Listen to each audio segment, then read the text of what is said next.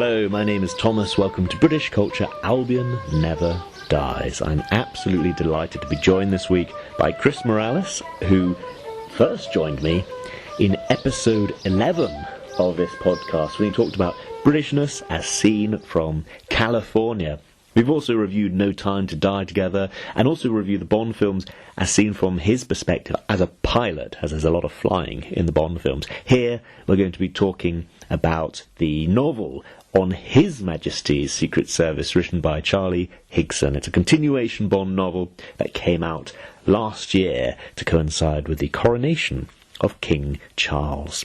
So, I'm absolutely delighted to have him. Of course, you may know him already from Instagram at That One Bond Guy, YouTube at That One Bond Guy, and also he has a podcast, That One Bondcast. But before you check that out, I hope you enjoy this interview.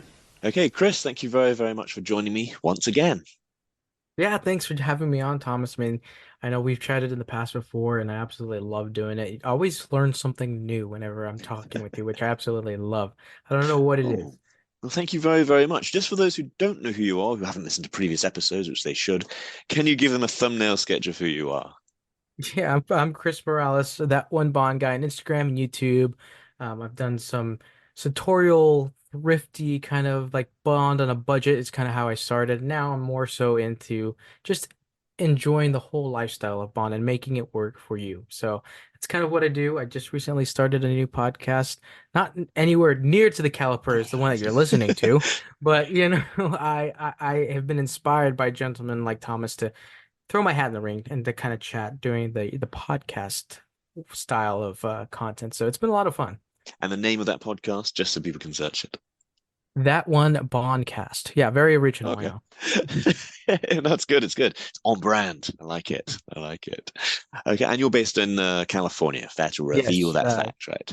California, West Coast. It's very cool to be one of the Bond fans over here to represent, both sides of the US of A, and hoping to get more events out here because I know, Thomas, you have had some experience on the West Coast. Yeah, We have a lot to offer when it comes to beautiful scenery and absolutely. oceanic types of geography, very Bondian. So a Not little just home safer. to a view to a kill. There's more to it. Right. It's good, Yeah, but there's more exactly. to Yeah.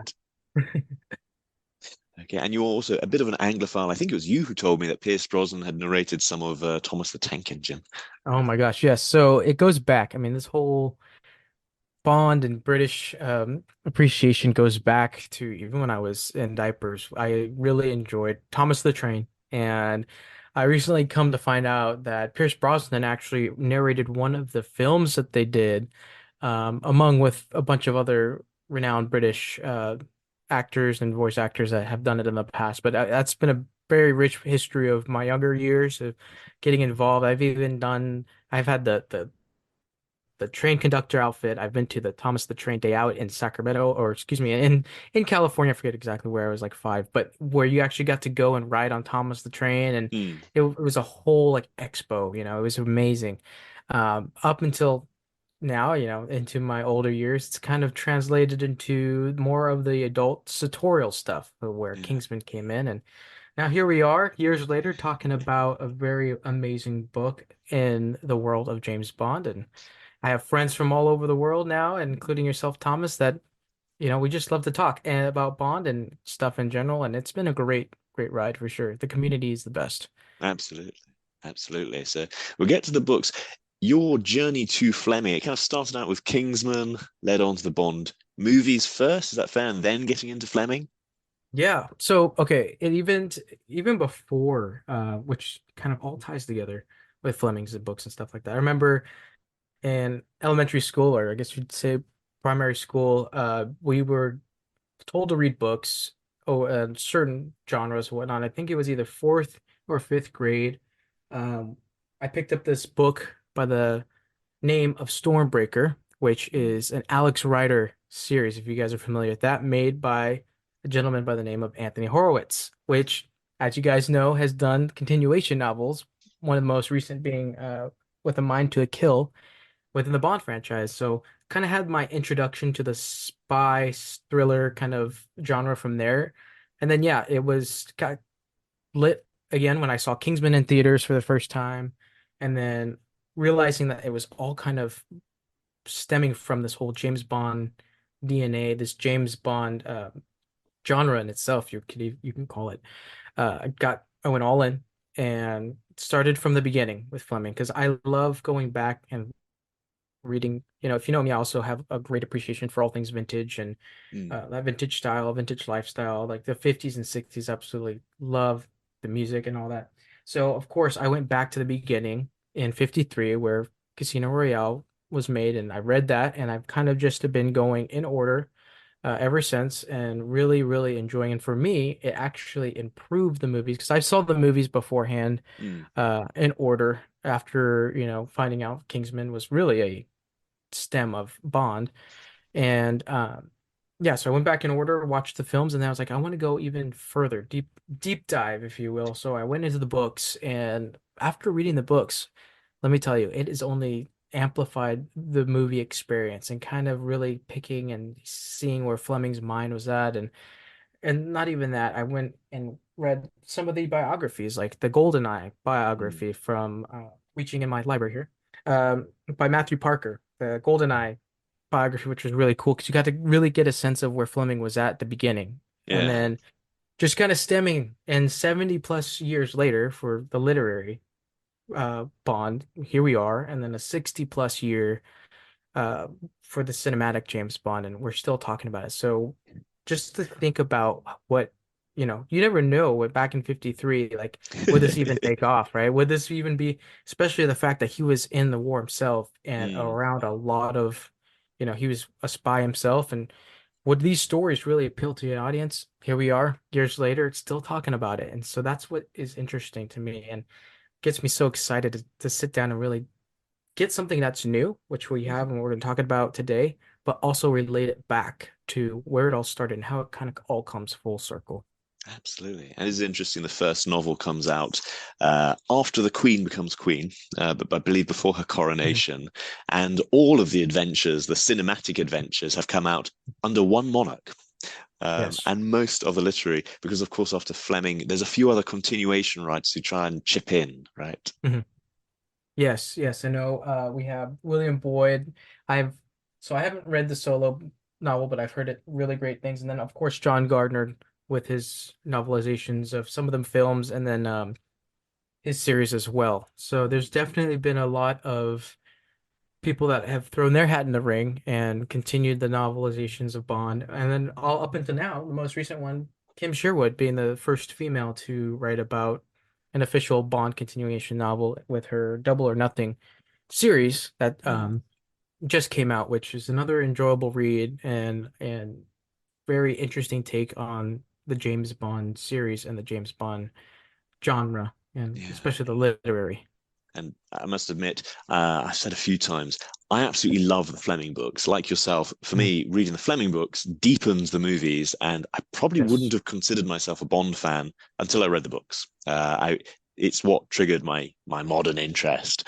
And to be honest, I read a lot of the continuation novels, and I found some of them hard going, and I just didn't finish some. Mhm. They never grabbed me, except for Charlie Higson when he wrote The Young Bond. Yes. And I thought that Right. was so good. Now it's Mhm. Higson and Benson. Benson's interesting Mhm. because he's the first American to write one, Yes. Right. and they're brilliant. I think they're fantastic. I think his eye on the UK is very, very good. And you have to get that hats off to the continuation novelists. And I mean, even Fleming himself, because you got to realize the amount of research that has gone into creating these, especially getting the time frames right, getting the dates right, or the accuracy of being in the service and Mm. all and invoking the emotions that come out of not just someone in the service, but maybe people that are surrounding the service, like all the allies that Bond has met over the years in his in literary world.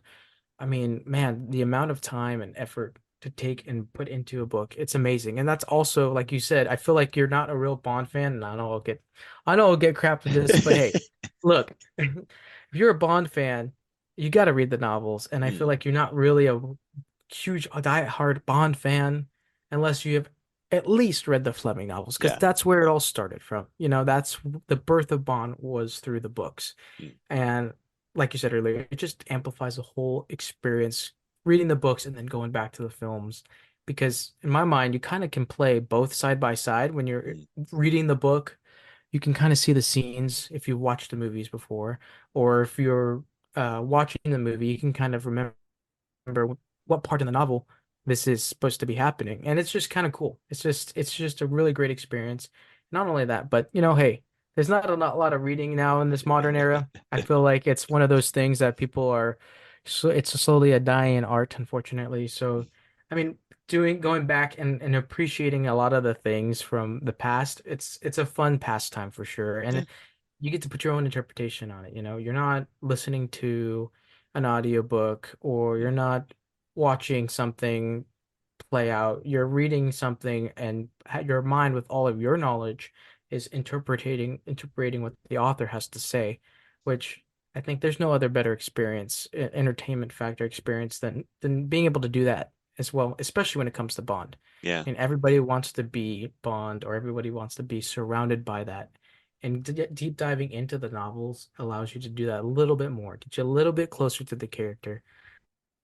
Just another reason why I love reading all novelizations. I feel like you would agree to that, right, Yeah, Thomas? yeah, absolutely, absolutely, Mhm. and I'll back Yeah. you up on the point that it's a funny fan who hasn't read the books, because I've never met a Superman fan who has not read a Superman comic, and Yeah. I've never, I've never Right. met a Sherlock Holmes fan who hasn't read Conan Doyle. But it Right. is quite common to be a Bond fan and not read anything of Fleming, which seems curious to me. Right. Yeah. So when you look at the Bond franchise and why there's so many people that are into it and not having background in the books, is because look, they had a video game series, a very popular video game, Yeah, GoldenEye, that a lot of people gravitated towards and got their introduction to James Bond. And then obviously the films being a huge cinematic experience in itself.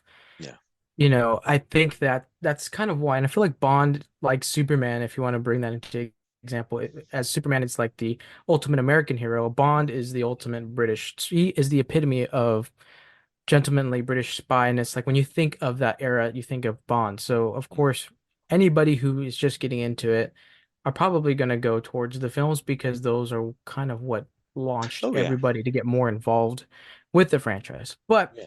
And even a super sometimes, fan of the books recently said to me, and I was quite right, surprised at who it was coming from, said nobody would know about these books if it wasn't for the films. Like right, 70 years on, right. But it's kind of cool though, because then we can go back and then yeah, dive into those novels. But speaking of, absolutely. I think what Charlie Hickson has done Hmm. to bring Bond into the modern era has been fantastic. Yeah, And absolutely. I know that the whole point of this conversation today is to talk about this book. Yes, But I did want to get my here eventually. right, my I actually have a question for you, Thomas. Your first interaction with the now on His Majesty's Secret Service, like when did you first hear about this project going in? Because I know I Oh heard yeah. about it. It was very brief. Like I heard about it on Instagram Hmm. almost right after Double or Nothing was announced that it was coming out. Hmm. And so it was kind of back to back, which was a bit exciting. When did you first Yeah, hear yeah. about the project? So I'm subscribed to the emails from Ian Fleming's publications. Okay. So I just got the emails as soon as they announced it. I saw that it was really close to the release of the Kim Mhm. Sherwood book. And I haven't delved into that because I understand that the idea is James Bond is missing. And I'm like, I'm not Right. so up for a Bond book without Bond, to be honest. Right. And I've not had the best experience, as I say, with the continuation writers until really Charlie Higson and now Raymond Benson. Hmm. Um, and I got my only copy is the electronic copy I have. So I got it from Amazon, Kindle. Okay. So I read it so that I could have it the day of release. Nice. And it's speaking of the day of release, it was kind of those one of those surprise things that had to be kind of not necessarily rushed, but there was a certain date that it had to be out by, right? Because it was for the Yeah, yeah. coronation of King the new, Charles. yeah. Yes. So it had, and it kind of coincides. I mean, obviously Hmm. the title's on His Majesty's Secret Service, so you can only imagine that it is coinciding with that, and all of it's full circle because it's literally the book is set days before the coronation itself. So it was Absolutely. really interesting to see how they were able to push this out so quick. Yeah. But yet, for me personally, I thought it was amazing, Mm. especially how quickly it had to be put out. My copy that I got, I actually have. one of the physical copies, like I'm showing it I to see the it. I screen see on the it. screen, but Well, just to say, we're both recording this surrounded by books. So I've got my right, Flemings and the yeah. Higsons and the Bensons all Um, around me. but just again to go back to the whole community thing, a buddy of mine in England went to, I believe it's the Waterstones, Oh, yes, Waterstones edition, uh, is this? exclusive, and it's the exclusive Yes. first copy, and I actually have his autograph, which is super, super cool. Brilliant. Um, yeah, so I was able to get, I actually didn't get this in my hands for maybe about 6 months until after my buddy actually Ah, bought it because okay. he sent it to another friend and I didn't get a chance to see her for a while. Then we finally met a few months ago. I got it. So it was something that I was so excited to read and hear about, and then to have that little signature in there made it even more special to hear the story behind it. Got that. But That's yeah, no, lovely. it came out in a time that was, all these festivities and all these things were Mm, going around. And I, what do you think? Do you think it was a cool idea to get yeah, that going right before absolutely. I all of think that? tying it into the national event was a brilliant idea. And for me, I actually went down to watch the Right. coronation from one Yeah. of the big parks. And so I was part of that big celebration. And it all blurs into one now. So I know I read the book around that time, I say first day of release, whenever it was. So it was that kind of long weekend Right. that I was there with the festivities, then reading the story set all around it. I thought it was brilliant. That's awesome. So you went all in, you had the whole experience and kind of, Absolutely. you could say you were almost there Yeah. with Bond, if you guys know what I mean within if you read the novel. That's just Mm. really, really cool. That's awesome. I know I remember following you along that journey a little bit through Instagram, seeing all your pictures and all that. And I was like, oh, that's so cool. You're so lucky. Thank you. Um, Yeah, it was no, but yeah, no. So I will say, first off, as we kind of alluded to this already, this book is set literally right before the coronation, and therefore it is a modern novelization of Bond. yeah. When you first heard that it was going to be a modern novelization of Bond, how did you feel about that? Were you excited? Because I know up until this point, we really haven't gotten like the modern 2020s Yeah. Bond. This is like one of the very first chances we get to see Bond in this kind of new modern age and era. Yeah, I was very excited. I think it's a good thing. Fleming wrote, a contemporary novel, right? Contemporary to his own time, Right. right? If he'd been writing for 70 years before, and we'd been reading about, the late, 1870s, Mhm. 1880s and so on. So, Bond wasn't created as a period piece. And that's actually something I've had trouble with when I've read continuation writers. I felt they've kind of got the era. I don't know. I hesitate to say wrong. I'm sure they've researched it very Mm, thoroughly, but right. it doesn't feel authentic to me. So to set it in the modern day, that's something I like. For example, you mentioned the video games. I didn't get into GoldenEye, right? I'm not part of that GoldenEye generation, I guess. But I Mhm. loved GoldenEye Reloaded, where they did it all with Daniel Craig and Ah, yeah. I thought that was brilliant and Yeah. redoing Trevelyan's backstory.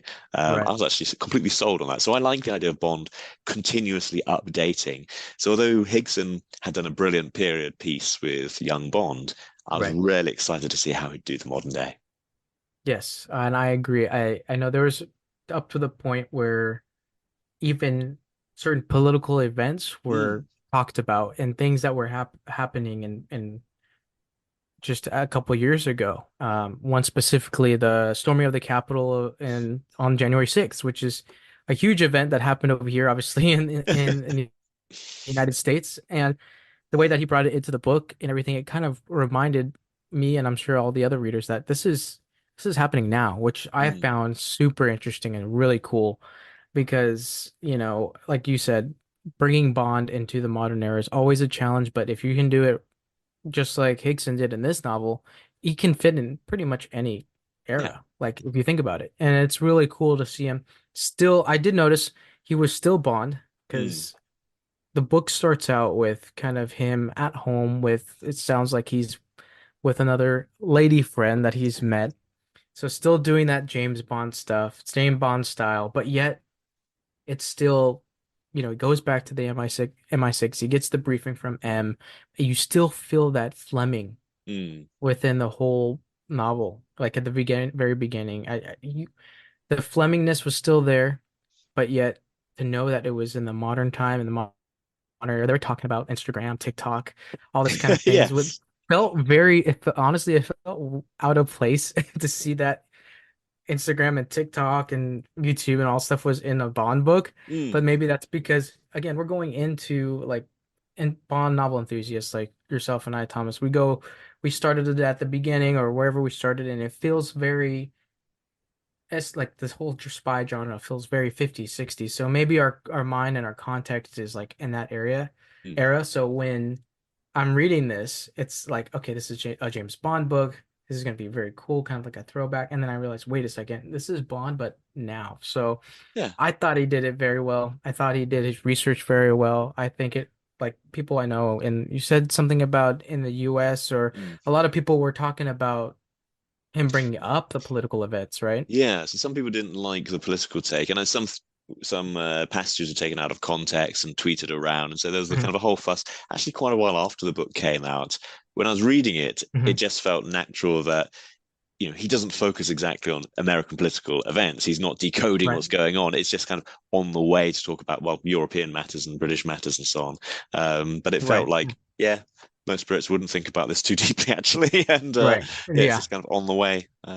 It was very Bond. I feel like it Mm, was very much his demeanor and his personality to be like, oh yeah, they're dealing with that, but right now we have this matter at hand. yeah, Um, so you kind of want to give like like a small snapshot of kind of what the book goes into and like what the whole mission is, just so sure. I the mean, it's listeners can kind of.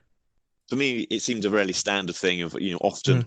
Bond goes after a villain who's politically Right. connected, right? Right. Or they seem to have a similarity to a famous person. So a few people have pointed out the henchman is called Mr. Lyle, I think. Mr. Lau. Uh, and in Britain there's a what was it, a sugar brand, Tate and Lyle, and a lot of people said he's kind of like Andrew Tate. I didn't think of that because he seemed like an agglomeration of lots of different internet Yeah. cult Right. figures. And the same with Right. some of the political figures. I mean, some British people felt that one of the Brits was absolutely this politician. I'm like, well, yeah, if Oh, you hate that yeah. politician, it is, but equally, there could be several politicians you hate. It could be, Right. taking different aspects of them. So it's a politically motivated guy. It appears he's politically hmm motivated. Right. Underneath, whether that's a true intention, the book gradually unfurls. Right. And then at the end of the day, there's some intel where the main villain is trying to sabotage the Yeah, coronation. absolutely. So Yes. Bond is set into the field and having to kind of go undercover, which I absolutely loved the Mm, fact the whole scene. There's a scene where he goes into the castle and kind of describing that whole scene. I thought that was fantastic. I think the way that in the story flowed was so good. And we will say a little bit of spoilers here just because we're doing the book review. But if you guys have not read the book, please stop this, go read the skip over. book, and then Skip come over. back and join us. But I mean, it's a very fairly quick read, I would say. It's only 150 pages, but it goes by so quick. I know we were talking Yeah. about this off camera. I was found myself staying up till 1, 2 in the morning Yeah. trying to read, or just enjoying the book. And I got caught in the book and I was like, oh my gosh, I got to stop because by the time that I'm done with this chapter, the book's going to be over. But that just goes to show that Hickson, the way that he made things flow was Mm. such an easy read and an enjoyable read at that too. Yeah. And for me, that's a And Fleming thing of, the Fleming books are, right, yeah, pretty short, pretty to the point. They're like a neat whiskey. You can belt through them. And I think Hickson gets that with this book more than with a young Bond. And also, I think that yes, can be an issue with the continuation writers. They kind of make it too literary. It should be something you right, can belt through on a weekend. right, yes, exactly. And I think it was a perfect mixture, perfect cocktail that was shaken, not stirred. Sorry, of modern issues, but things within the book that were so Bond and relatable. As fans of Bond, we could totally get. Mm. We still had Bond being Bond. There was no alteration of his character, especially No. with the fact is I love the interaction between um himself and then at the very end with what was the gal's name again? I do have issues with some of those names. Yes, I will say the most challenging part of this whole book are trying to pronounce the names. Ragnhild, Yeah, Rag, it was an Icelandic name, and it's something like like, that. okay, the You guys will see Icelandic it. girl. Okay. But right, but their interaction at the end, Yeah. where up until the very last line, it's like, well, I'm not the marrying type. I'm not the Mm, marrying type either. That was so Bond and so Fleming, and I yeah. absolutely loved how Hickson kept that in. He even talked about his other obligations back in London, Mm, with the girl that he was seeing, and how he was here now, and the way that it was all just described. I loved the language used. I love everything that Hickson was able to do. Um, I will say though, I don't think I found any kind of low points in the book. Like I felt like it mm. flowed pretty good. Were there any like maybe slower parts for you in the book, I would Not say? too slow for me, no. And everything, maybe one or two points that seem slow. It is a very short book. They were then tied in Right. and had payoffs later on. So, Right, he's quite an exactly. efficient Yeah. writer. Definitely, yeah. Definitely a book that you can get through if you're a quick reader and maybe Yeah, a couple days. But yeah. that being said, I wanted to enjoy it, so I took some time, and it's knowing that I wanted to chat and kind of dissect it too. I wanted to take some time, but definitely worth grabbing and adding to the collection. I don't Mm. know if there's going to be any other No, Higson novels coming out, but if they are, I look forward to them because he does a very great job in talking about the literary bond and putting it all together. absolutely. I'm still catching up on his young bonds. Mhm. Right. So I'm good. I read Silverfin, which I thought was brilliant, and then I've Nice. been slightly slower with the second one. That second one has a long, slow bit, which, to be honest, Yeah. has slowed me down. Uh, but yeah, I Yeah. think he's a great writer. And also, I was amazed when I listened to him in an interview. He Hmm. was a comedian when I was a child. And I hadn't Oh, connected really? him as so. Yeah, so then I started thinking, is this book funny in any way? Are there jokes or anything else? And it's I got a little bit of that comedic flair, especially when it came to the whole scene where they were all together in the castle mm, and all the different British people were kind of chatting about different things and going back and forth.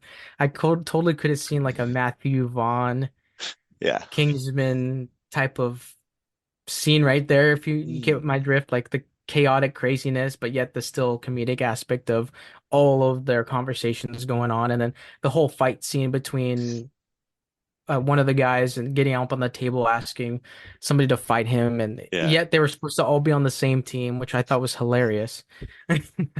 It But was good, and you can kind of see the slight comedy angle and also the eccentricity. Fleming had his villains who were like obsessed with the Wild West or whatever. right, yeah, Uh, you kind of see that here as well, with their obsession with like the definitely. medieval era and so on. Right. I was gonna say the villains were all the characters in this book were very cool. I mean, they Mm. all weren't super complex, but yet they were still interesting enough that you could definitely point them out in a crowd. Yeah, The main villain himself, I mean, obviously he was obsessed with, like you said, the medieval era and the fact that he thought he deserved the right, his family deserved the right to be on the throne, not Charles, and so that was his whole motivation. But at the end of the day, he was really just a maniac. yeah, He's crazy. yeah. Like, even though he said, even though if this mission fails, I will still win. It was definitely a classic Bond villain, which I love. And I'd love, I think it'd be very cool to see a movie adaptation of this Yeah. novel. Maybe it might be a short series rather than a movie, but the way things are going now when it comes to the films, which is a whole nother podcast, I unfortunately, we don't think probably we're won't. getting new films for a Yeah. while, but I'm happy we're getting some very decent books and good Yes, reissues and so on. definitely. Um, Which yeah, is fitting because I think, with the advent of the 70th anniversary, kind of going back to where Bond started in the novels, I think it's kind of cool, kind of going back more and reading and having more of those books yeah, with Hickson. And then, of course, coming up soon is the second novel from Kim Sherwood.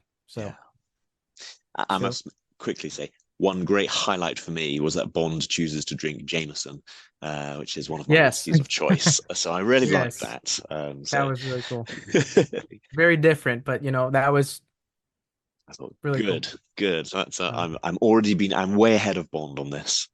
there you go.